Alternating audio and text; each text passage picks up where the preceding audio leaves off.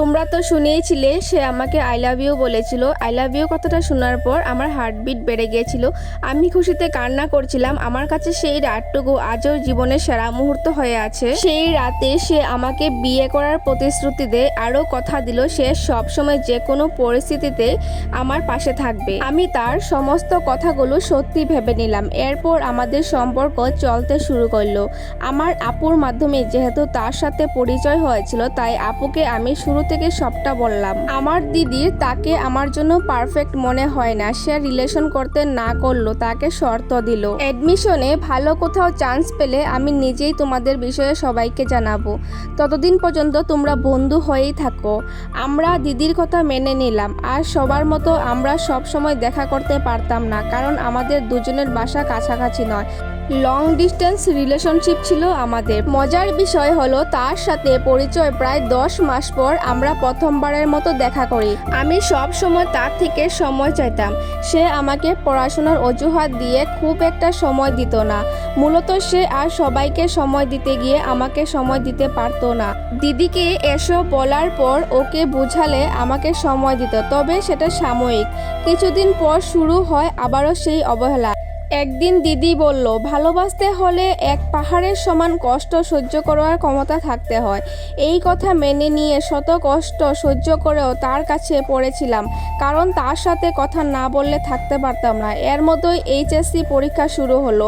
প্রতিদিন নিয়ম করে তাকে পরীক্ষার জন্য উইশ করতাম। ঠাকুর পূজা দেওয়ার সময় সবসময় তার জন্য প্রার্থনা করতাম সে যেন রেজাল্ট ভালো করে। রেজাল্টের আগে সে আমার সাথে হুট করে খারাপ ব্যবহার করা শুরু করলো। সারাক্ষণ ওই বন্ধুদের নিয়ে থাকতো, আমার সাথে কথা বলতো না। রেজাল্টের দিন আমি সারাদিন অপেক্ষা করলাম, কিন্তু সে আমাকে রেজাল্টের খবর দিল না। পরে দিদি থেকে শুনলাম সে প্লাস পেয়েছে। এভাবেই দিন যেতে থাকলো। আমি না পেরে একদিন নিজে থেকেই মেসেজ করলাম। মেসেজ করার পর সে আমার সাথে কথা বলল, কিন্তু বেশি খুশি নয়। মেনে নিলাম সবাই দিনে একবার হলেও কথা বলছে, এই ভেবেই শান্তি পেতাম। সবই ভালো ছিল। একদিন হঠাৎ করে একটা মেয়ে আমাকে মেসেজ করে বলল, তুমি ওর জীবন থেকে সরে যাও, আমরা দুজনকে অনেক আগে থেকেই ভালোবাসি, আমাদের মধ্যে এসো না তুমি। আমি হতবাক হয়ে গেলাম। তার কাছে গিয়ে জিজ্ঞেস করলাম, এই কে এই মেয়ে? উত্তরে সে বলল, বেস্ট ফ্রেন্ড। আমি বললাম, শুধু বেস্ট ফ্রেন্ড নাকি অন্য কিছু? এটার বাহিরে মেয়ে হয়ে আমাকে এসব কোন সাহসে বলে? শুধুমাত্র এটুকু বলায় সে আমাকে বলল, আমার মানসিকতা অনেক নিচু, আমি থার্ড ক্লাস, আমার থেকে একটা পশুর মানসিকতাও অনেক ভালো। ওই মেয়েকে নিয়ে কিছু বললেই সে আমাকে বাজেভাবে অপমান করত। কথায় কথায় একদিন বলল, আমি মেয়ের বাবা হতে চাই, আমার অনেক ইচ্ছা আমার মেয়ে হবে, আর তার নাম রাখবো রিয়া। আমি বললাম, রিয়া কেন? তখন তার বলা উত্তরে আমি মোটেও প্রস্তুত ছিলাম না, কারণ রিয়া সেই মেয়ের নাম যাকে তার বেস্ট ফ্রেন্ড বলে পরিচিত দেয় এবং মেয়েটাকে নিয়ে বেস্ট ফ্রেন্ড হিসেবে পরিচয় দেয়। আমি যখন বললাম এই নামটা আমার পছন্দ না, তখন সে আমাকে যা যা বলেছেন তা ভাবলেও লজ্জায় ঘৃণায় চোখ মুখ লাল হয়ে যায়। তার সাথে সম্পর্ক আমি তখনই থামিয়ে দিতে চাইলাম। সেও চাইতো না আমাকে। এসবের জন্য আমি ধীরে ধীরে ডিপ্রেশনে চলে গেলাম। একদিন পড়াশোনার বেহাল অবস্থা, প্রাইমারি লেভেলের বৃত্তি পাওয়া, আমি ধীরে ধীরে ব্যাক বেঞ্চে পরিণত হলাম। এইভাবে 9-এ উঠলাম, সায়েন্স নিলাম। অর্ধবার্ষিক পরীক্ষাতে আমার সবচেয়ে প্রিয় সাবজেক্ট ছিল ইংলিশে ফেল করলাম। আরেক দফা ভেঙে পড়লাম। হঠাৎ একদিন সে ফিরে এসে বলল, আগের সব কিছুর জন্য সে অনুতপ্ত, তাকে যেন আমি মেনে মাফ করে দিই। অনেক ভেবে মাফ করে দিলাম। মেডিকেল এক্সামের জন্য যখন প্রস্তুতি নিচ্ছিল, তখন আমার সাথে একদম যোগাযোগ বন্ধ করে দেয়। একদিন জানতে পারি যে সে আমার সাথে কথা না বললেও অন্য সবার সাথে কথা বলে। তার এক্সামের কথা ভেবে চুপ করে রইলাম। যেদিন মেডিকেল এক্সাম ছিল সেই দিন আমি অনেক অসুস্থ থাকা সত্ত্বেও আমি উপোস করেছিলাম, শুধুমাত্র তার যেন এক্সাম ভালো হয়। তার পরীক্ষা কেমন হয়েছে এটা জানার জন্য সকাল থেকে ফোন নিয়ে বসেছিলাম। সে আমাকে দুপুর দিকে একটা টেক্সট দিয়ে বলল, পরীক্ষা মোটামুটি ভালো হয়েছে। আমি ঠাকুরের কাছে বসে প্রার্থনা করলাম চাচ্ছিলাম সে যেন মেডিকেলে চান্স পেয়ে যায়, কারণ তার এটা স্বপ্ন ছিল। রেজাল্টের দিন জানতে পারি সে পাশ করেনি। তখন সবাই আমাকে দায়ী বলেছিল, সারাক্ষণ আমার সাথে কথা বলতো বলে সে পাশ করতে পারেনি। অথচ সে আমাকে সবসময় কল দিতই না। যাদের সময় দিয়েছে তারা নিজেরাই আমাকে দায়ী করছে। তারও মনে হতো আমার জন্য সে মেডিকেলে চান্স পায়নি, আমি তার জন্য আনলাকি। এত কিছু করেও সব সময় তার ভালো চেয়েছি। তার জীবনে আমি সবচেয়ে বাজে মানুষ হয়ে গেলাম। যেখানে তাকে ছাড়া আমি কারোর সাথে কথা বলতাম না, সেখানে সে আমাকে চরিত্রহীন বলতে একবারও ভাবেনি। তার কথা ছিল হাজারটা মেয়ের সাথে কথা বলবে, কিন্তু আমি কোনো ছেলে তো দূরের কথা, কোনো মেয়ের সাথেও কথা বলতে পারবো না। সব মেনে নিয়েছিলাম। তবু সে থাকুক, কিন্তু সে থাকতে চায় না, তাকে কখনোই রাখা যায় না। তার মেয়ে বন্ধুগুলো সবসময় আমাকে বলতো আমার চরিত্রের সমস্যা আছে, আমি ছেলেদের সাথে অনেক বাজে কাজ করে বেড়াই।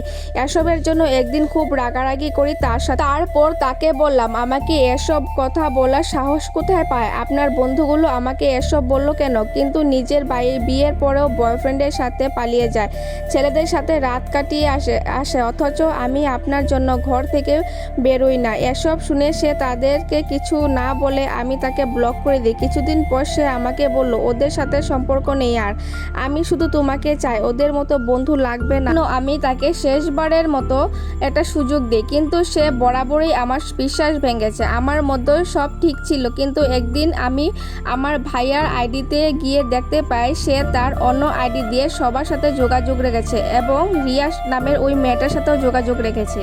ওই মেয়ের সাথে নিজের গলায় গাওয়া গান দিয়ে ছবি, অহরহ ভিডিও পাবলিশ করা, ক্যাপশন দেখে স্পষ্ট বোঝা যাচ্ছিল তারা দুজন হ্যাপি কাপল। এসব তাকে বলার পর সে সব কিছু অস্বীকার করে, প্রমাণ দিলেও বলে সব প্রমাণ মিথ্যা, আমি তার সাথে সম্পর্ক রাখতে চাই না, তাই বানিয়ে বানিয়ে এসব বলছি আমি। সব কিছু শোনার পর সেদিন আমার মুখে শুধু তাচ্ছিল্য হাসি ছিল, কারণ আমি সেই দিন খুব ভালো করে বুঝে গেছিলাম সে যে আমাকে থেকে মুক্তি চায়। আমি তার টাইম পাস ছিলাম। সে আমাকে শুধু নিজের ভালো থাকার হাতিয়ার বানিয়েছে, নিজের ভালো থাকার জন্য আমাকে নিয়ে খেলেছে দিনের পর দিন। সে আমাকে এক মুহূর্তের জন্য ভালোবাসেনি। দীর্ঘ 1 বছর 2 মাস সম্পর্কে ইতি টেনেছিলাম সেই দিন। আমি সেই দিন ঠাকুরের কাছে বসে চিৎকার করে কেঁদেছি। টানা 1 মাস শুধু চোখের জল ফেলেছি। ঘরে বন্দি করে রেখেছিলাম নিজেকে, মানসিক রোগের মতো হয়ে গেছিলাম। মা, ভাই, এর বন্ধু এবং সবের থেকে দূরে থাকতাম। আমি মুভ অন করতে যাব, ঠিক সেই মুহূর্তে সে ফিরে আসে এবং আমাকে বলে, আমি ওদের সাথে যোগাযোগ রেখেছি সব সময়, তোমাকে বলিনি কারণ তুমি রাগ করবে। আসলে ওদেরকে ছাড়া আমার পক্ষে থাকা সম্ভব না, কিন্তু তুমি আমাকে একটা সুযোগ দাও না। আমি সেদিন আর কোনো সুযোগ দেইনি, কারণ যার জন্য আমি আমার বেস্ট ফ্রেন্ড, দিদি, প্রিয় অনেককে ছেড়েছি, সেখানে সে আমার জন্য আসক্তি মেয়ের থেকে বের হতে পারেনি, বরং তাদের জন্য আমাকে ছেড়েছে। যে আমি ঠাকুরের কাছে বসে নিজের থেকে আগে তার জন্য ঠাকুরের কাছে প্রার্থনা চাইতাম, সেই ছেলে আমাকে চরিত্রহীন আখ্যা দিয়ে ছেড়ে চলে গিয়েছে। যে আমি শত অবহেলা অপমান সহ্য করে তার কাছে পড়েছিলাম, সেই আমাকে তার বোন বলেছে আমার মতো মেয়ে তার ভাইয়ের যোগ্য নয়। যে ছেলে বারংবার তাকে সুযোগ দেওয়ার পরেও সে আমাকে ঠকিয়েছে, আমার বিশ্বাস নিয়ে খেলেছে, এমনকি আমার জীবন থেকে সুখ নামক অনুভূতি কেড়ে নিয়েছে, সেই ছেলেকে আর কোনো সুযোগ দেওয়া যায় না। টানা 1 বছর 2 মাস সবার থেকে সব রকম অপমান সহ্য করার পরেও পড়েছিলাম শুধুমাত্র তোমাকে ভালোবাসি বলে। কিন্তু আফসোস, একজনকে অসম্ভব রকমের ভালোবাসার পরও চরমভাবে ঠকেছি। এমন সময়ও গিয়েছে যেখানে আমার অবস্থা এতটাই খারাপ ছিল যে বিছানা থেকে ওঠার শক্তি ছিল না। এক পর্যায়ে নিজেকে শেষ করে ফেলার সিদ্ধান্ত নিয়েছিলাম, কিন্তু আজ বুঝতে পারি আমি কি ভুল করতে গিয়েছিলাম। খুব বড় ভুল করেছি তাকে ভালোবেসে। আজ আমি অনেকটা বড় হয়ে গেছি, সেই বাচ্চা মেয়ে আর নেই, কিন্তু আমার বাল্যকালের ভালোবাসা আজও আমাকে কাঁদায়। এখনো পুরনো সব কিছু মনে পড়লে আমি নিঃশ্বাস নিতে পারি না, ভীষণ কষ্ট হয় আমার। তবু আমি বেঁচে আছি, কারণ আমাকে যে বাঁচতেই হবে। কোনো প্রতারকের জন্য আমি নিজেকে শেষ করে ফেলি, তাহলে সবাই ভাববে আমি আত্মহত্যা করেছি। কেউ তো জানবে না এটা আত্মহত্যা নয়, এটা পরিকল্পিত হত্যা। এই হত্যার পেছনে একজন খুনি আছে। ক্ষমা করার মহৎ গুণ, কিন্তু প্রতারককে ক্ষমা করে মহৎ হওয়ার থেকে না হওয়া অনেক ভালো। আজ তার উদ্দেশ্যে কিছু কথা বলতে চাই যারা আমার মতো অসম্ভব রকমের ভালোবেসেও ঠকেছে।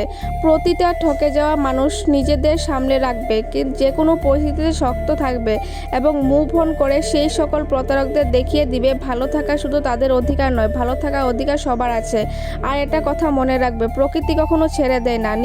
নিজেকে এমনভাবে গড়ে তোলো যেন একদিন প্রত্যেকটা প্রতারক আফসোস করে। কখনো তারা ফিরে আসতে চাইলে যেন চোখে চোখ রেখে কথা বলতে পারো। লাগলো আমার এই ছোট্ট জীবন কাহিনী।